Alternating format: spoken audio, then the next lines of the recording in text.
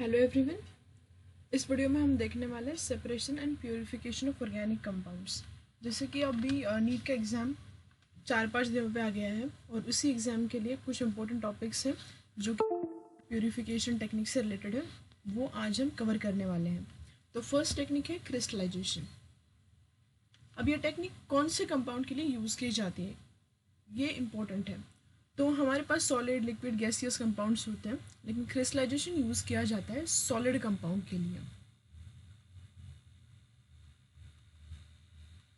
First thing is this technique is used for solid compounds. अब देखो, organic compound को purify और separate करने की ज़रूरत क्या है। पहला क्वेश्चन तो ये आता है कि ये टेक्निक्स का यूज़ क्या है या फिर क्यों परफॉर्म की जाती है ये टेक्निक्स। अब देखो, ऑर्गेनिक में या फिर केमिस्ट्री में हम बहुत सारे रिएक्शंस करते हैं, ठीक है। रिएक्शंस करते हैं, फॉर एग्जांपल A+B को हमने मिक्स किया, उसमें सॉल्वेंट डाला, रिएजेंट ऐड किया और हमें यहाँ पे C+D मिला, ठीक है। अगर हमें यहाँ पे C और D मिल रहे हैं, ठीक है, C मेजर प्रोडक्ट है एंड D माइनर प्रोडक्ट है, तो हमें क्या करना है, जो मेजर प्रोडक्ट है उसको सेपरेट आउट करना है D से। तो उसके लिए भी टेक्निक्स यूज़ की जाती हैं। फर्स्ट थिंग इज़, अगर आपके पास मल्टीपल प्रोडक्ट्स मिल रहे हैं और आपको मेजर प्रोडक्ट को रिकवर करना है तो भी ये टेक्निक यूज़ की जाती है। नेक्स्ट थिंग, ये मतलब बाकी की जितनी भी टेक्निक है सॉलिड, लिक्विड, गैसियस कंपाउंड के लिए, वहाँ पे भी। और दूसरी बात, ये जो C और D बने हैं, या फिर अगर A+B गिव्स X, ये जो X प्रोडक्ट है ये मेन प्रोडक्ट है रिएक्शन का, इसके साथ कुछ ना कुछ अमाउंट में इम्प्योरिटी होगी। अभी इम्प्योरिटी कहाँ से आती है, जब हम रिएक्शन करते हैं तब वो इम्प्योरिटी, एक तो जो आपका केमिस्ट परफॉर्म कर रहा है उससे गलती से कुछ इम्प्योरिटीज़ इंटरफेयर कर सकती है, ठीक है।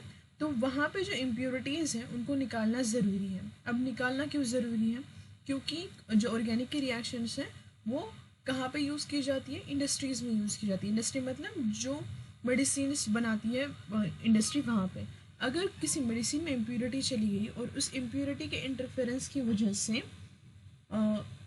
कुछ साइड इफ़ेक्ट्स दिखाई देने लगे पेशेंट में, तो वहाँ पे क्या हो सकती है, रिस्क हो सकती है, किसी की जान भी जा सकती है। तो हमें क्या करना है, कोई भी प्रोडक्ट आप बनाते हो तो उसको क्या करना है, प्योरीफाई करना है, ठीक है। उसके अदर इफ़ेक्ट्स दिख सकते हैं इम्प्योरिटी के, इसीलिए क्या करना है, जो प्रोडक्ट आप बनाते हो उस प्रोडक्ट को प्योर फॉर्म में देना चाहिए। अब ऐसा क्यों, क्योंकि जितनी भी मेडिसिन है वो किसी न किसी डिसीज़ के लिए यूज़ की जाती है, ठीक है। अगर हमने इम्प्योरिटी के साथ प्रोडक्ट को सेल करना चाहा तो क्या होगा, उसके साइड इफ़ेक्ट दिखने लगेंगे और किसी की जान भी जा सकती है। इसीलिए जो ऑर्गेनिक कंपाउंड है उनको सेपरेट करना पड़ता है, प्योरीफाई करना पड़ता है। ओके, तो ये क्यों करते हैं, ये मैंने यहाँ पे क्लियर किया। क्यों करते हैं, क्योंकि उसका जो प्योर फॉर्म में कंपाउंड सिंथेसाइज करने के लिए, उसकी इम्प्योरिटी रिमूव करने के लिए। अब देखो यहाँ पे क्रिस्टलाइजेशन देख रहे हैं हम। क्रिस्टलाइजेशन में क्या होता है, सबसे पहली बात सॉलिड कंपाउंड होना चाहिए। सेकंड थिंग, यहाँ पे कंडीशन है क्रिस्टलाइजेशन के लिए, आपका जो कंपाउंड है वो कंपाउंड क्या होना चाहिए, जो भी आपका कंपाउंड आपने सिंथेसाइज किया, for example A+B gives C, ये C है और इसके साथ कुछ ना कुछ इम्प्योरिटी है। तो आपको क्या करना है, इस इम्प्योरिटी को यहाँ से निकालना है और सिर्फ C को प्योर फॉर्म में लाना है। तो क्या करेंगे हम यहाँ पे, इसके लिए हमें क्या करना पड़ेगा, यहाँ पे सॉल्वेंट सेलेक्ट करने पड़ते हैं, ठीक है। तो कंडीशन देखते हैं, कंपाउंड शुड बी, जो आपका कंपाउंड है should be partially soluble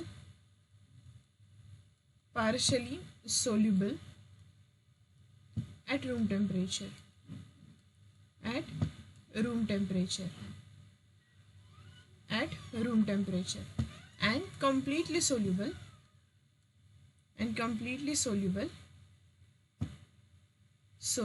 at high temperature.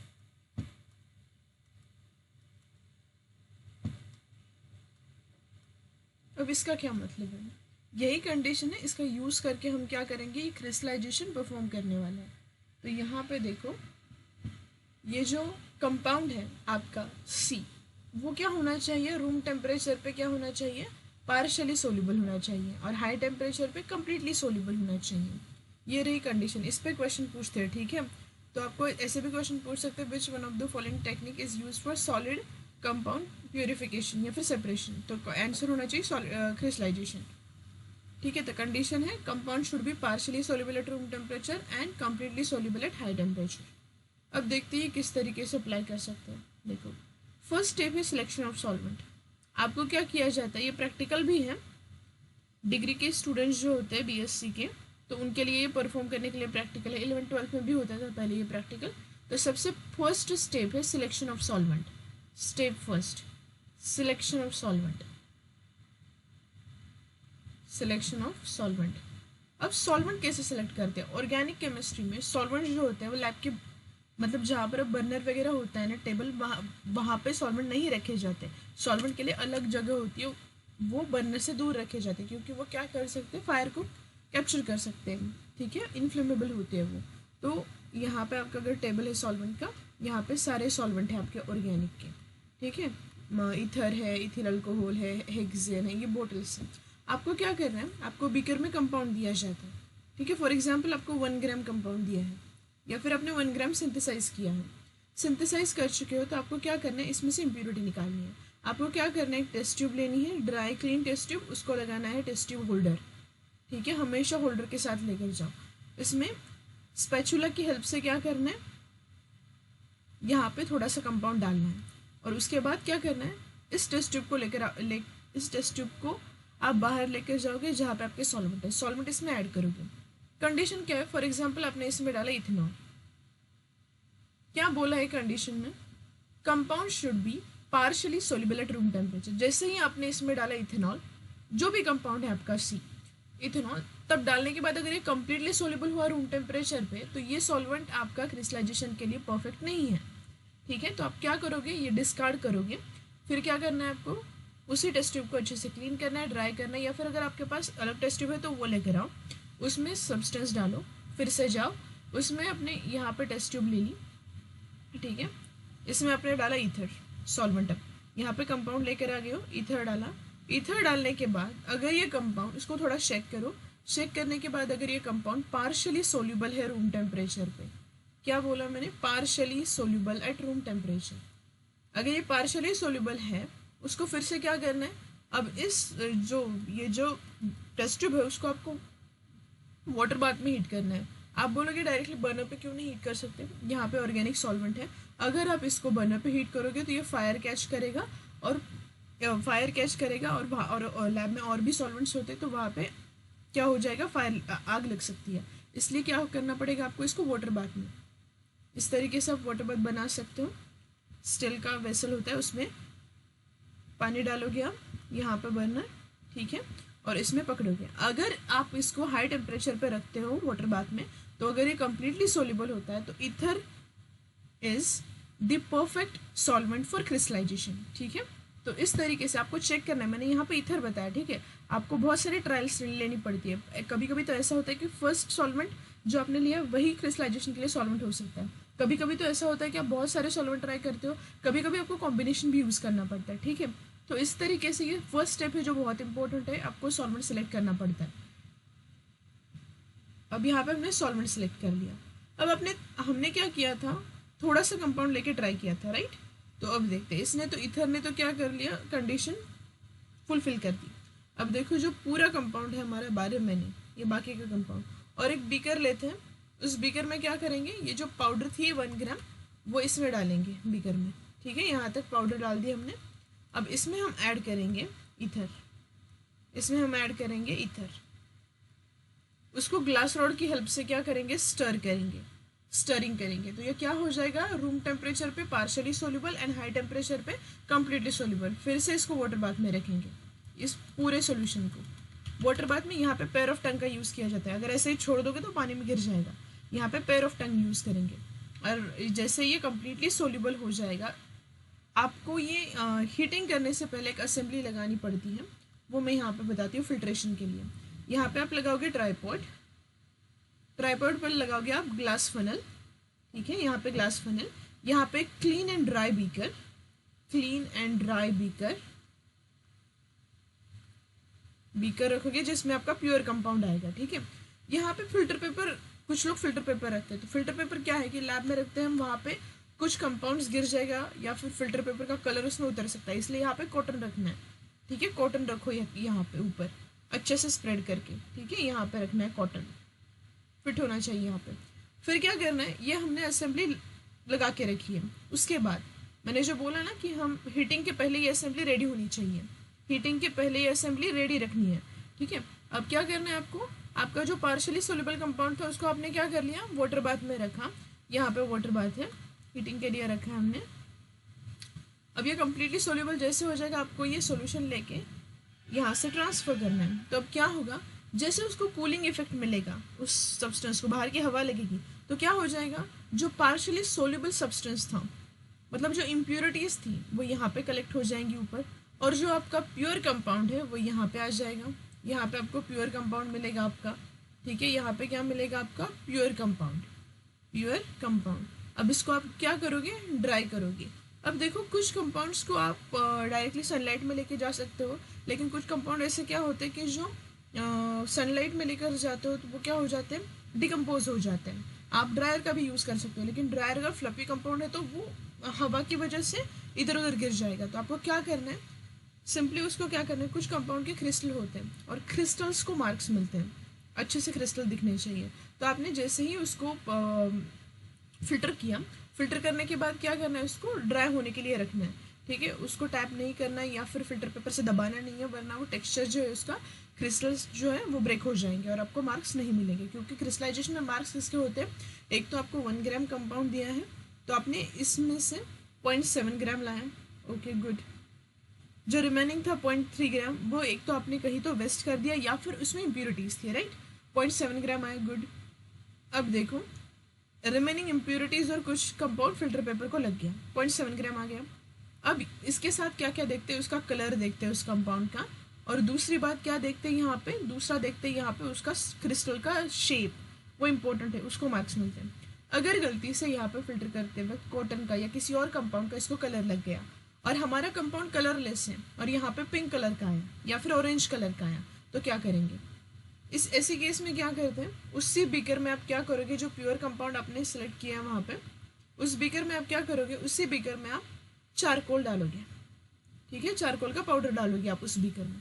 अब चारकोल का पाउडर डालने से क्या होता है, हमें तो अच्छे से पता है, अभी तो जो आपका सरफेस केमिस्ट्री है वो तो सिलेबस से डिलीटेड है, लेकिन हमें पता है कि चारकोल क्या है, एडसोर्बेंट है। मतलब आप इसमें, ये आपका कंपाउंड है, आपके कंपाउंड का कलर था कलरलेस, लेकिन यहाँ पे क्या आया है, पिंक। आपने इसमें क्या डालना है, चारकोल, चारकोल डाल दिया आपने इसमें। अब चारकोल क्या करेगा, ये जो कलर है इसको क्या करेगा, खुद के सरफेस पे एडसॉर्ब करेगा, मतलब ये कलर इसके सरफेस पे जाके चिपकेगा और ये जो सोल्यूशन है वो क्लियर दिखेगा। अब कैसे दिखेगा, उसके लिए आपको इसको फिल्टर करना पड़ेगा, फिर से आपको यहाँ पे फिल्ट्रेशन के लिए असेंबली लगानी पड़ेगी यहाँ पे। और यहाँ पे फनल जो यूज़ करना है हमेशा वो ग्लास का फनल यूज़ करो, क्योंकि आप क्या करो, गर्म सोल्यूशन, हॉट सोल्यूशन को ट्रांसफ़र कर रहे हो।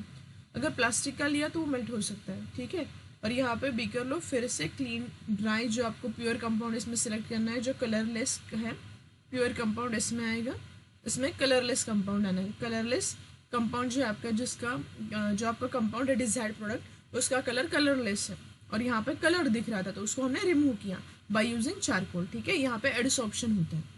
इस तरीके से हमने यहाँ पे देखा क्रिस्टलाइजेशन। क्रिस्टलाइजेशन की कंडीशन क्या है, compound should B partially soluble at room temperature and completely soluble at high temperature. अब ये टेक्निक कहाँ पे यूज़ की जाती है, तो शुगर इंडस्ट्री में यूज़ की जाती है, जहाँ पे भी क्रिस्टल्स बनते हैं। ठीक है, तो शुगर इंडस्ट्री में यूज़ की जाती है, अदर इंडस्ट्रीज में भी यह टेक्निक यूज़ की जाती है। ठीक है, नेक्स्ट टेक्निक इज सब्लिमेशन। ये तो पहले ये जो सब्लिमेशन था इसका प्रैक्टिकल 11th स्टैंडर्ड में परफॉर्म करते थे स्टूडेंट्स। ठीक है, सब्लिमेशन। अब ये जो सब्लिमेशन किस कंपाउंड के लिए यूज़ किया जाता है, सॉलिड, हाँ सॉलिड। तो क्रिस्टलाइजेशन भी सॉलिड के लिए यूज़ किया जाता था, लेकिन ये कौन से कंपाउंड के लिए, सब्लिमिएबल, सब्लिमिएबल कंपाउंड के लिए। सॉलिड होना चाहिए लेकिन वो सब्लिमिएबल कंपाउंड होना चाहिए।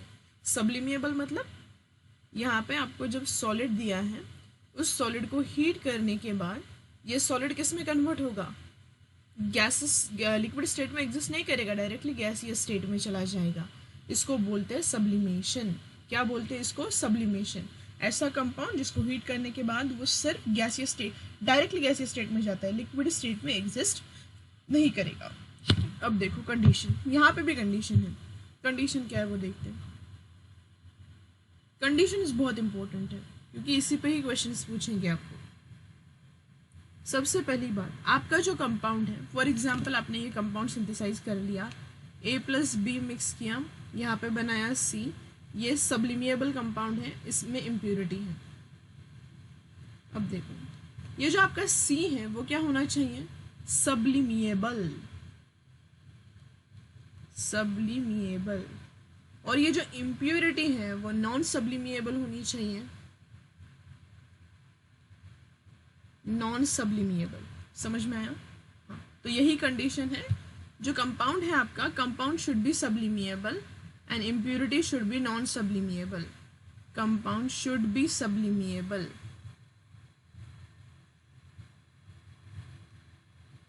compound should be sublimiable and impurity should be non-sublimiable.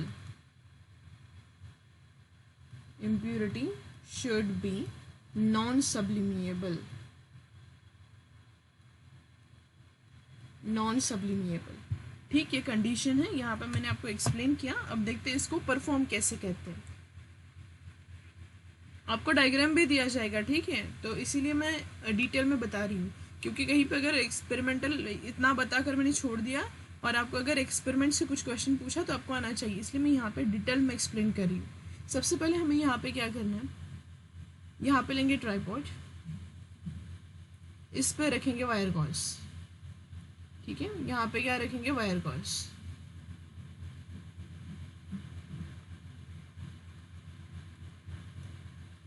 अब देखो इसके ऊपर हमें क्या रखना है? Porcelain dish. उसको आप चाइना डिश भी बोलते हो, ठीक है, इसको क्या बोलते हैं? चाइना डिश या फिर पोर्सलिन डिश। चाइना डिश या फिर पोर्सलिन डिश। यहाँ पे बर्नर होगा, ठीक। हाँ, ये क्लीन होनी चाहिए डिश। इसमें आपको कंपाउंड डालना है। फॉर एग्जाम्पल आपको नेफ्थलीन दिया, ये सब्लिमिएबल कंपाउंड है, नेफ्थलीन दिया, और नेफ्थलीन आपको दिया 1 ग्राम, आपने इसमें डालना है। उसके पहले अब यहाँ पे देखते हैं, यहाँ पे क्या यूज़ करते हैं? फनल यूज़ करते हैं। फनल, ग्लास फनल यूज़ करना है आपको। यहाँ पे लगाना है फनल, इस तरीके से ग्लास फनल। प्लास्टिक का लोगे तो मेल्ट हो जाएगा, ठीक है। और इसके अंदर क्या करना है? Filter paper. फिल्टर पेपर का कोन बनाते हैं हम, पता होगा आपको। वो फिल्टर पेपर का कोन इस तरीके से यहाँ पे एडजस्ट करना है, ठीक है। हाँ, अब एडजस्ट करने के बाद यहाँ पे क्या करना है? एडजस्ट करने से पहले यहाँ पे एक होल, यहाँ पे एक होल, इस तरीके से होल बनाने हैं। इस टिप पे होल नहीं बनाना है। टिप पे होल बनाओगे तो कंपाउंड बाहर चला जाएगा फनल से, ठीक है। तो यहाँ पे टिप पे होल नहीं बनाना। इस तरीके से असेंबली रेडी हो गई। इस ग्लास फनल को रखने से पहले आपको नेफ्थलीन को इसमें डालना है। ग्लास फनल ने अच्छी तरीके से कवर करना चाहिए इस डिश को, ठीक है। अब आपको हीटिंग स्टार्ट करनी है। जैसे ही आप हीटिंग स्टार्ट करोगे तो क्या हो जाएगा? यहाँ पे जो कंपाउंड रखा है आपने, जो सब्लिमिएबल है, जैसे हीट करोगे इसकी वेपर्स फॉर्म होगी। अब यहाँ पे होल क्यों बनाया गया है? ये पहला क्वेश्चन होगा, क्योंकि अब देखो ये गैसियस फॉर्म में चला गया और ये रिवर्सिबल प्रोसेस है, solid to gas and gas to solid. तो क्या हो जाएगा? जैसे ही आप इसको यहाँ से बाहर से एयर आएगी, इस होल से एयर अंदर आएगी, यहाँ पे बहुत सारी वेपर्स हैं गैसियस फॉर्म में, तो जैसे उनको यहाँ से कूलिंग इफेक्ट मिलेगा तो ये क्या हो जाएगी? फिर से सॉलिडिफाई हो जाएगी। तो आपका जो प्योर कंपाउंड है, प्योर कंपाउंड वो यहाँ पे आ जाएगा उस फिल्टर पेपर पे। प्योर कंपाउंड पूरा का पूरा आपका सब्लिमिएबल कंपाउंड सब्लाइम हो जाएगा। ऊपर वेपर्स कलेक्ट होंगी, उस वेपर को कूलिंग इफेक्ट मिलेगा, इस होल से बाहर से हवा आएगी वहाँ से, और फिर क्या हो जाएगा? यहाँ पे फिर से सॉलिडिफाई हो जाएगा। अब कुछ स्टूडेंट का क्वेश्चन रहता है कि मैम ये जो पेपर है वो नीचे गिरेगा। नहीं, यहाँ पे क्या लगाना है? थोड़ा सा वाटर लगाना है चिपकाने के लिए इसको, ठीक है, ताकि ये नीचे ना गिरे। वरना कुछ लोग बोलेंगे कि ग्रेविटी है यहाँ पे, ये नीचे गिरेगा, ठीक है। हाँ, तो उसको वहाँ पे थोड़ा सा वाटर लगाना है और फिल्टर पेपर को अच्छे से फिट करना है। अब क्या करना है? पूरा प्रैक्टिकल होने के बाद हमें क्या करना है? ये निकालना है। हमें एक अच्छा इसको लेकर कहाँ पे जाना है? वेइंग बैलेंस पे। वहाँ पे जाकर पेपर बोर्ड बनाना है, पेपर बोर्ड को बैलेंस पे रखना है। टेयर करना है मतलब 0 पे सेट करना है। टेयर करोगे मतलब ये जो पेपर रखा है वेइंग के लिए उसका वेट नहीं होगा, 0 पे सेट हो जाएगा। अब आपको ये कंपाउंड को इस पे डालना है और उसका वेट लेना है। आपको अच्छे से समझ में आएगा। लिया था 1 ग्राम कंपाउंड, आपका अगर आ गया 0.6 ग्राम, तो जो रिमेनिंग था वो क्या था, नॉन सब्लिमिएबल इम्प्योरिटीज थी। क्या था वो, नॉन सब्लिमिएबल इम्प्योरिटीज।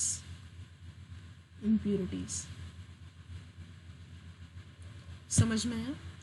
तो आपको क्वेश्चन क्या पूछ सकते हैं, ये जो मेथड है कहाँ पे यूज़ की जाएंगी?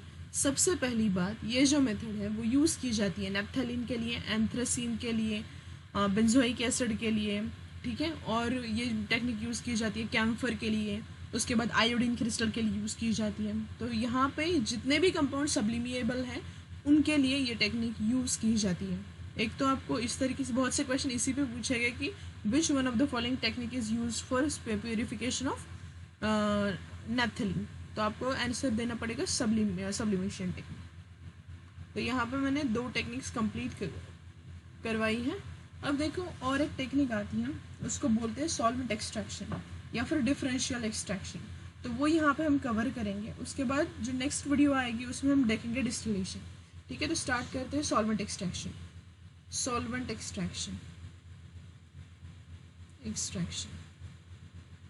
बहुत इंपॉर्टेंट टेक्निक है ये, और जितने भी ऑर्गेनिक के लैब्स है या फिर जहाँ पर भी रिसर्च चलता है या फिर जहाँ पर भी सिंथेसिस चलता है वहाँ पे सॉल्वेंट एक्सट्रैक्शन किया जाता है। ठीक है, तो स्टार्ट करते हैं। सॉल्वेंट एक्सट्रैक्शन ये क्यों किया जाता है? फॉर एग्जाम्पल यहाँ पे A+B ऐड किया, यहाँ पे कंपाउंड बना C। ठीक है, अब इसमें हमने कुछ ना कुछ सॉल्वेंट डाला है। ठीक है, हाँ, अगर हमारा जो C कंपाउंड है वो सॉलिड फॉर्म में आएगा, क्या आएगा, सॉलिड फॉर्म में, इसमें सॉल्वेंट डाल चुके हो आप। रिएक्शन कंप्लीट होने के बाद आप क्या करोगे, सी को फिल्टर करोगे। फिल्टर करने के बाद क्या हो जाएगा, ये आपका फिल्ट्रेशन की असेंबली है। यहाँ पे आपने फिल्टर पेपर रखा, यहाँ पे आपका प्रोडक्ट आएगा, ये सी आएगा यहाँ पे।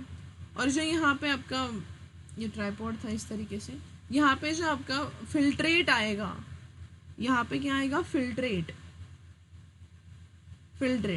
इस फिल्ट्रेट में क्या हो जाएगा, कुछ ना कुछ कंपाउंड चला जाएगा, वेस्ट हो जाएगा। ठीक है, तो हमें क्या करना है, ये जो वेस्ट जा रहा है फिल्ट्रेट में, तो उसको क्या करना है, हमें रिकवर करना है। उसको रिकवर करने के लिए सॉल्वेंट एक्सट्रैक्शन टेक्निक यूज़ की जाती है। मतलब पूरा का पूरा कंपाउंड हमें क्या करना है, एक्सट्रैक्ट करना है। समझ में आया? अब देखते हैं आगे किस तरीके से परफॉर्म करेंगे।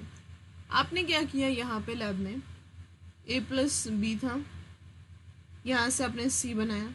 ठीक, अब ये जो C है उसको फिल्टर करने की ज़रूरत नहीं है। A+B की रिएक्शन लगाई थी आपने, यहाँ पे हेक्सेन सॉल्वेंट था फॉर एग्जांपल हेक्सेन, और यहाँ पे रिएजेंट यूज़ कर चुके थे आप। अब ये जो हेक्सेन है ये क्या है, ऑर्गेनिक सॉल्वेंट है।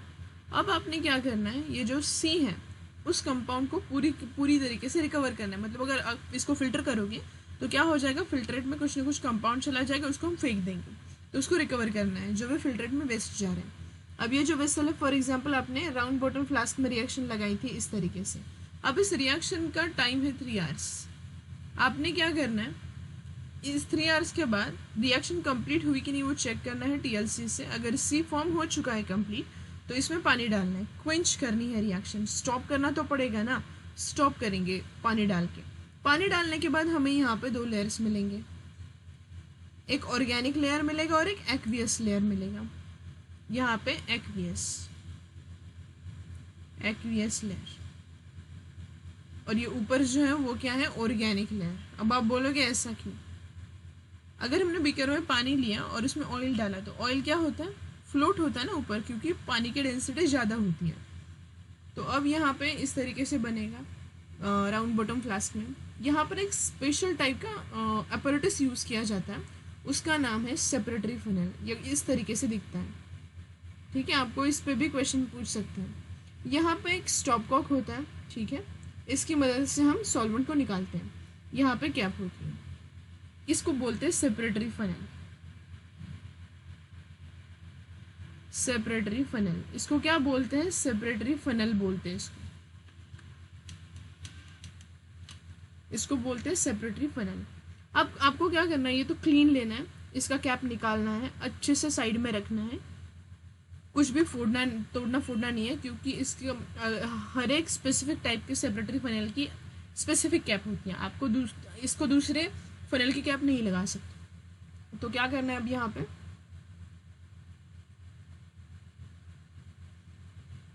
यह है सेपरेटरी फनेल। इसमें जो आपने राउंड बॉटम फ्लास्क में रखा था वो सॉल्यूशन इसमें डालना है।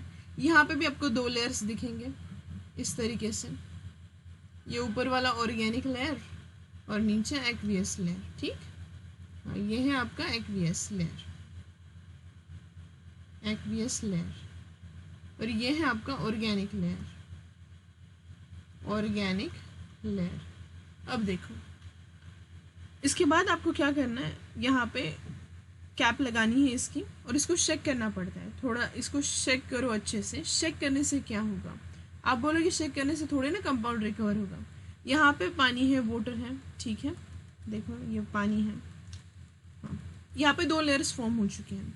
अगर हम शेक करते हैं तो क्या होता है, इस ऑर्गेनिक लेयर में भी कुछ न कुछ पानी है, ठीक, और ये जो वाटर का लेयर है इसमें ऑर्गेनिक कंपाउंड भी है, इस तरीके से एक दूसरे में फंसे हुए हैं। जब आप इसको शेक करोगे तो ये ऑर्गेनिक लेयर क्या करेगा, ऑर्गेनिक लेयर की तरफ भागेगा, ऑर्गेनिक लेयर की तरफ भागेगा। क्यों ऐसा भागेगा, हमें पता है, लाइक्स डिसॉल्व लाइक का रूल, लाइक्स डिसॉल्व लाइक। ये क्या होता है, यहाँ पे क्या होता है, लाइक्स डिसॉल्व लाइक में मतलब सिमिलर जो कंपाउंड्स होते हैं वो एक दूसरे में मिक्सअप हो सकते हैं। ठीक है, पानी में नमक मिक्स हो सकता है क्योंकि दोनों ही पोलर हैं।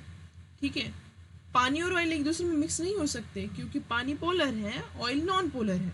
ठीक है, तो जब आप सॉल्ट एंड वाटर मिक्स करते हो तो अच्छी तरह से क्लियर सॉल्यूशन बनता है। क्यों, क्योंकि वो दोनों एक दूसरे में अच्छे से घुल मिल सकते हैं।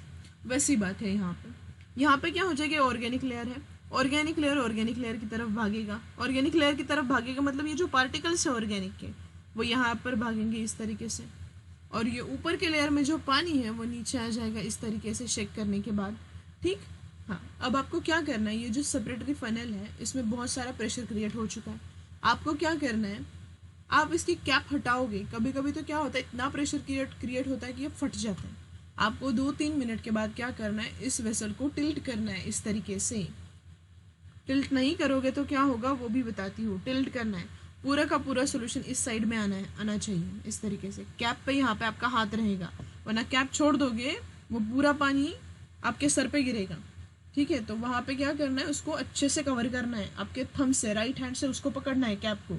लेफ्ट हैंड यहाँ पे रहेगा इस टेल की साइड पे, यहाँ पे लेफ्ट हैंड रहेगा आपका, यहाँ पे राइट हैंड रहेगा। ठीक, हाँ अब क्या करना है, पूरा सोल्यूशन इस तरीके से टिल्ट करके ये जो माउथ है उसकी साइड पे लाना है, और फिर क्या करना है, ये जो नॉब है यहाँ पे इसको ओपन करना है। जैसे आप ओपन करोगे यहाँ से आपको आवाज़ सुनाई देगी, उसमें जो अंदर प्रेशर क्रिएट हुआ था वो बाहर जा रहा है।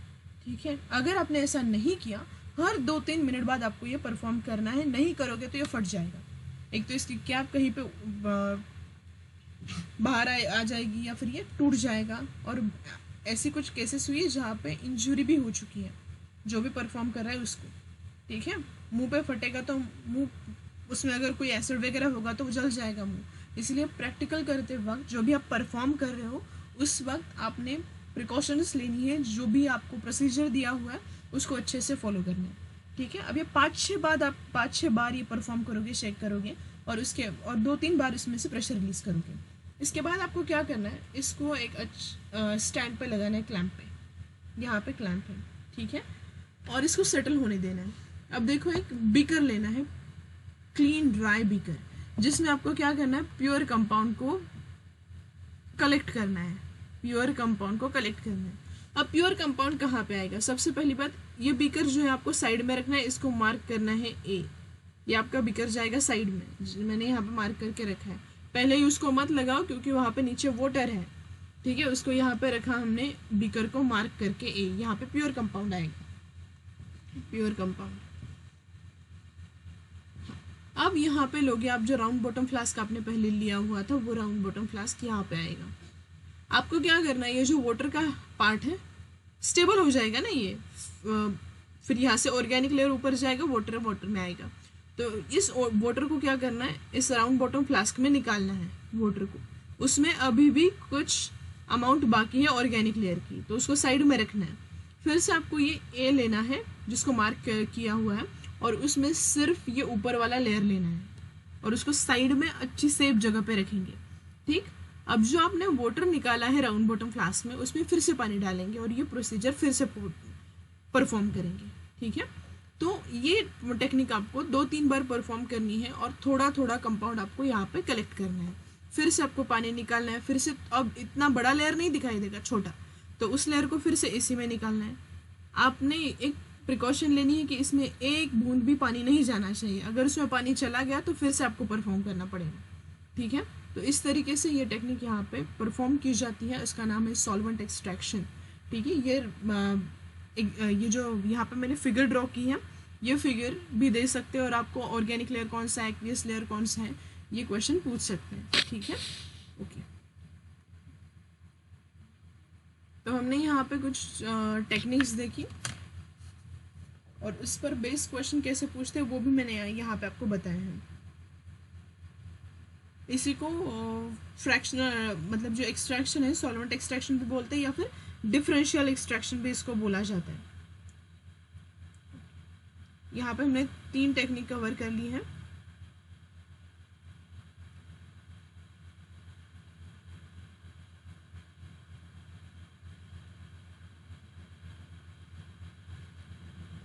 इससे रिलेटेड कुछ क्वेश्चंस भी देख लेते हैं।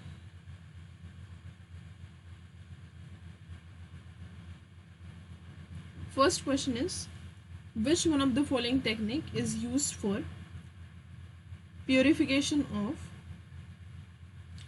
naphthalene? तो आपका answer first option is solvent extraction, solvent extraction. Second option is distillation, third option is crystallisation,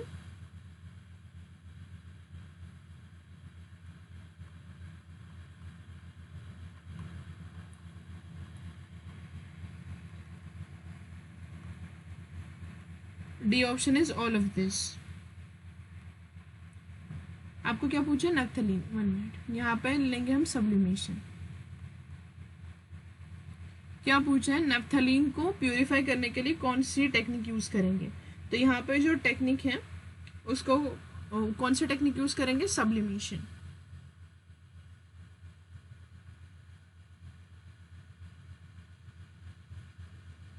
ये हो गया हमारा first question.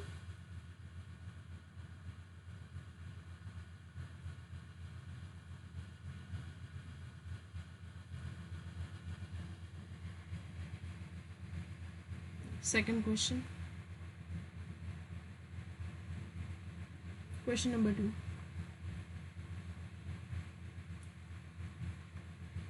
Crystallization is based on.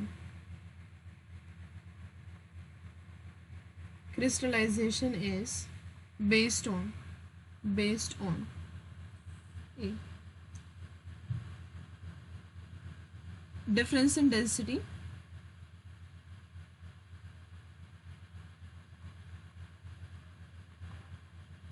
B option, difference in solubility.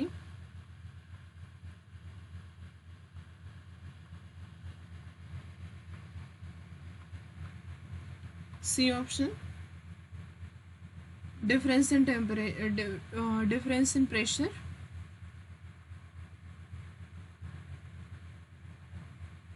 D option, none of this. None of this. Answer आएगा difference in solubility. ठीक है, तो इस तरीके के क्वेश्चन पूछे जाते हैं। मैंने जितना भी यहाँ पे आपको बताया है, आपको लगेगा कि ये बहुत सारा प्रैक्टिकल नॉलेज भी यहाँ पे दिया है। इसीलिए दिया है क्योंकि कौन सा भी क्वेश्चन आपको पूछेंगे तो आप आंसर अच्छी तरीके से कर पाओगे। ओके, तो इस तरीके से इस वीडियो में मैंने लिया है crystallisation, sublimation and solvent extraction. Okay, thank you.